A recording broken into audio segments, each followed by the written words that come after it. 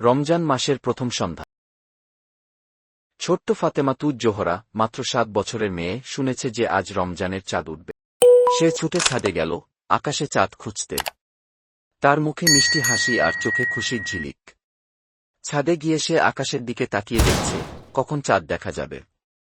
কিছুক্ষণ পর সে ছোট্ট চাঁদ দেখতে পেল। খুশিতে চিৎকার করে বলল, দেখো, চাঁদ উঠেছে, রমজানের চাঁদ। সে ডান হাতের আঙুল দিয়ে চাঁদ দেখিয়ে আনন্দে লাফিয়ে উঠল। ফাতেমা তুজ জোহরার গায়ে একটি সুন্দর ইসলামিক পোশাক। তার মা তাকে নতুন রঙিন হিজাব পরিয়ে দিয়েছেন। হিজাবের রং ছিল গোলাপি, যা তাকে আরও মিষ্টি লাগছিল। তার উচ্ছ্বাস দেখে বাড়ির সবাই হাসি থামাতে পারছিল না।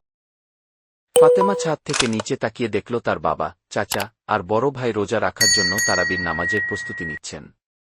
সবাই সাদা পাঞ্জাবি আর টুপি পরেছে। ফাতেমা তাকিয়ে দেখল বাড়ির মেয়েরা রান্নাঘরে সেহরির জন্য রান্না করছেন। তাদের কাজের মাঝেও মুখে খুশির ছাপ রয়েছে।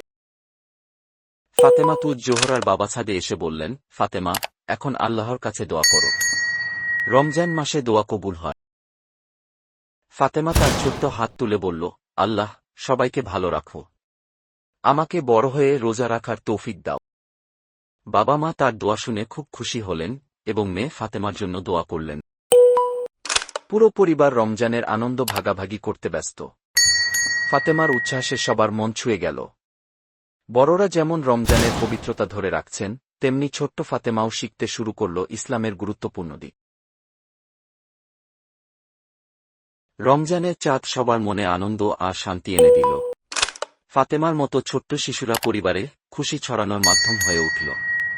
রমজানের প্রথম দিনটি সবার জন্য আনন্দময় ও বিশেষ হয়ে রইল। পরিশেষে বলা যায় যে রমজানের এই দৃশ্য যেন প্রতিটি মুসলিম পরিবারের জন্য শান্তি ও ভ্রাতৃত্বের বার্তা বহন করে। ভিডিওটি ভালো লাগলে সাবস্ক্রাইব করে পাশে থাকবেন। ধন্যবাদ।